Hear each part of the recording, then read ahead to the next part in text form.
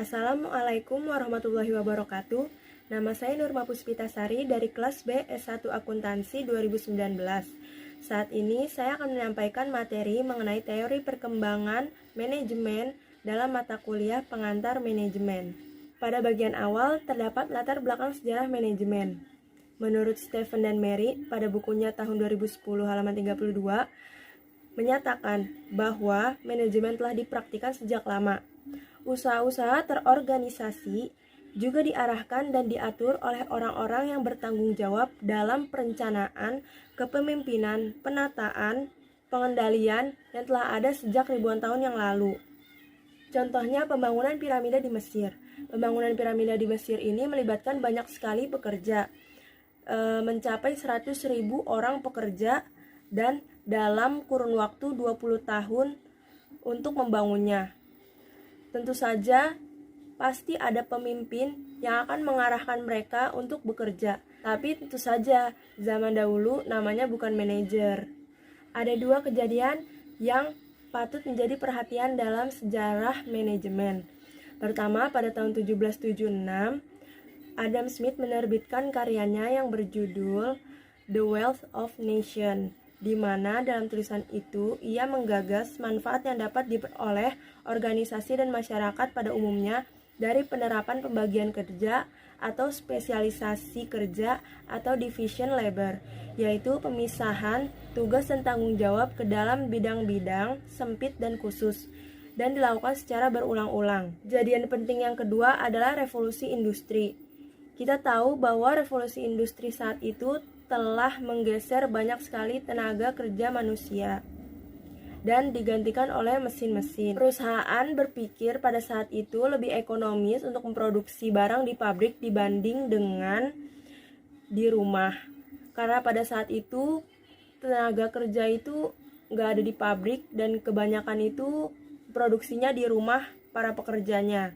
Pabrik-pabrik besar yang beroperasi secara efisien ini membutuhkan orang-orang untuk meramalkan permintaan barang, memastikan tersedianya bahan baku yang memadai, memberikan penugasan kepada buruh, serta mengelola kegiatan harian.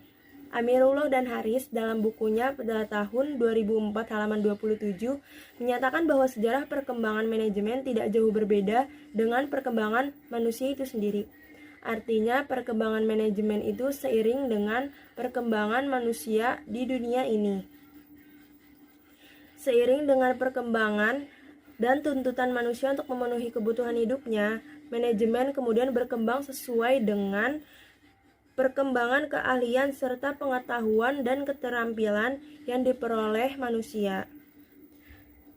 Pertumbuhan itu sekaligus mengembangkan keterampilan manajemen manusia saat itu.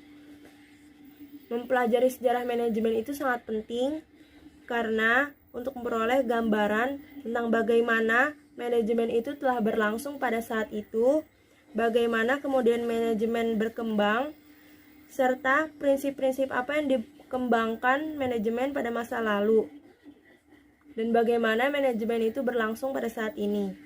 Dengan mengetahui itu semua, kita dapat mempersiapkan diri kita untuk membekali diri kita masing-masing dengan keterampilan manajerial yang dibutuhkan di masa mendatang.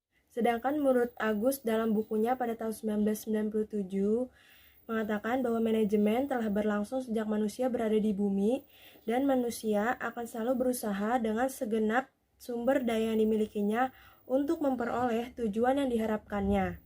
Manajemen kemudian berkembang sesuai dengan perkembangan keahlian serta pengetahuan dan keterampilan yang diperoleh oleh manusia itu. Iptek terus tumbuh dan berkembang yang sekaligus mengembangkan keterampilan manajemen umat manusia. Pada bagian kedua terdapat awal teori manajemen.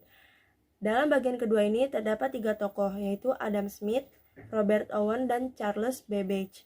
Adam Smith melihat tata kerja dan cara kerja masyarakat dunia pada saat itu kurang efektif dan kurang efisien, di mana masyarakat bekerja untuk segala macam jenis pekerjaan dan pekerjaan itu mereka lakukan sendiri. Dengan cara kerja seperti itu, menurut Adam Smith, pekerjaan akan menjadi lama dan jelek hasilnya. Yang kedua adalah Robert Owen. menciptakan perbaikan kondisi kerja, seperti kenaikan gaji yang memadai, pengurangan standar hari kerja, pembatasan usia anak yang boleh bekerja, serta membangun perumahan yang lebih baik. Yang ketiga ada Charles. Dia seorang profesor matematika dari Inggris, mengusatkan perhatiannya dalam pembuatan operasi pabrik menjadi lebih efisien.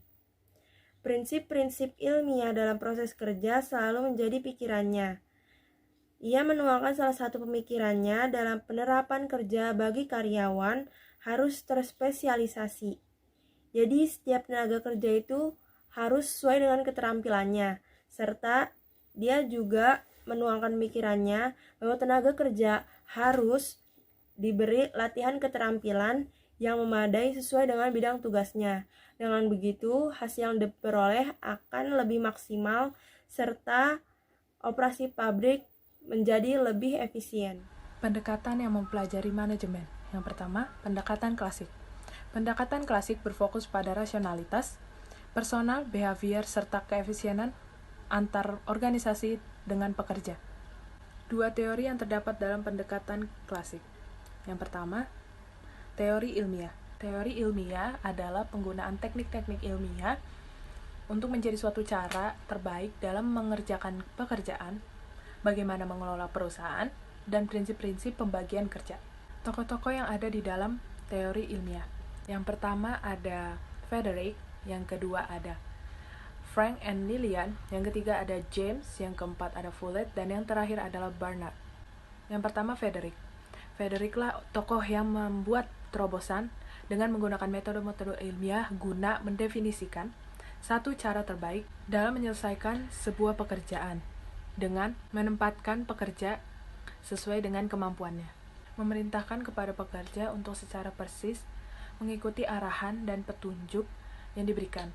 Memotivasi pekerja dengan cara memberikan intensif ekonomi berupa upah harian yang jauh lebih tinggi. Yang kedua, Franklin and Lillian Gilbert.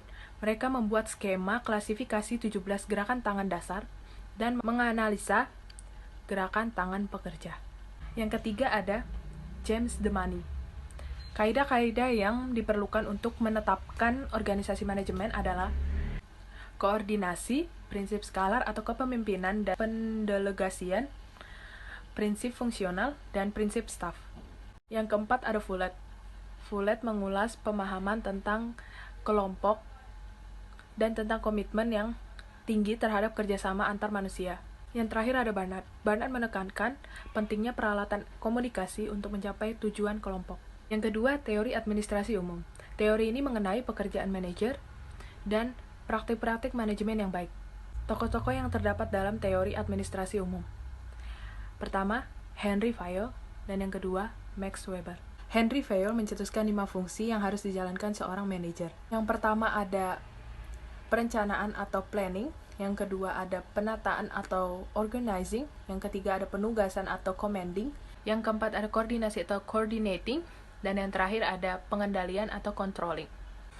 Sedangkan Max Weber mengembangkan teori mengenai struktur otoritas dan hubungan-hubungan kewenangan berdasarkan organisasi ideal yang dinamakan biokrasi. Yang kedua, pendekatan tradisional. Pendekatan tradisional merumuskan adanya fungsi yang diperlukan manajer dalam mengelola faktor-faktor produksi yang ada supaya berhasil secara efektif dan efisien. Yang ketiga, pendekatan kuantitatif. Pendekatan kuantitatif menggunakan teknik-teknik kuantitatif untuk membantu proses pengambilan keputusan dan dapat dipertanggungjawabkan keilmiahannya. Lalu dikembangkan pedoman-pedoman yang berbentuk formulasi-formulasi matematis dan digunakan pula alat elektronika seperti komputer yang hasil akhirnya adalah puncak dari segala impersonal dalam manajemen. Assalamualaikum warahmatullahi wabarakatuh. Perkenalkan, nama saya Zahra Rifalda. Di sini saya akan menjelaskan pendekatan-pendekatan dalam mempelajari manajemen. Di pendekatan dalam mempelajari manajemen ada pendekatan perilaku. Pendekatan perilaku ini adalah bidang studi yang secara khusus mempelajari secara dalam mengenai tindakan-tindakan atau perilaku orang yang bekerja di sebuah organisasi yang dikenal sebagai perilaku organisasi atau organizational behavior. Pendukung awal pendekatan organizational behavior ini ada Robert Owen, Hugo Masterberg, Mary Parker Follett, dan Chester Barnard. Mereka meyakini bahwa manusia itu adalah aset terpenting yang dimiliki oleh organisasi sehingga harus dikelola dengan baik. Lalu selanjutnya ada pendekatan kontemporer.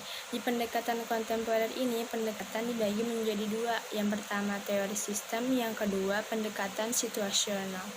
Yang pertama, teori sistem ini adalah teori mengenai sekumpulan bagian yang saling terkait dan saling bergantung antara satu dan yang lainnya, yang ditata sedemikian rupa sampai membentuk satu kesatuan yang utuh.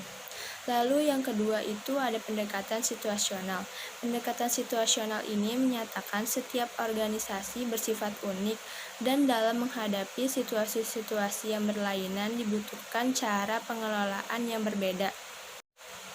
Lalu selanjutnya ada pendekatan sistem manajemen. Di pendekatan sistem manajemen ini, manajemen dapat dipandang sebagai suatu sistem yang berinteraksi dengan lingkungannya dalam proses mengubah input atau masukan sumber daya menjadi output atau barang dan jasa. Lalu yang terakhir ada pendekatan kontingensi. Di pendekatan kontingensi ini menyesuaikan antara tanggapan manajerial dengan peluang dan permasalahan yang ada dalam berbagai macam situasi. Dalam pendekatan ini yang dicari bukanlah cara-cara terbaik untuk mengatasi situasi tersebut, melainkan berusaha membantu manajer untuk dapat memahami perbedaan-perbedaan situasional tersebut dan menanggapinya dengan cara-cara yang tepat. Implementasi dari pendekatan kontingensi ini telah banyak dipergunakan pada berbagai macam bidang dan fungsi dalam organisasi, seperti pemasaran, motivasi, kepemimpinan, strategi, dan penetapan keputusan-keputusan penting.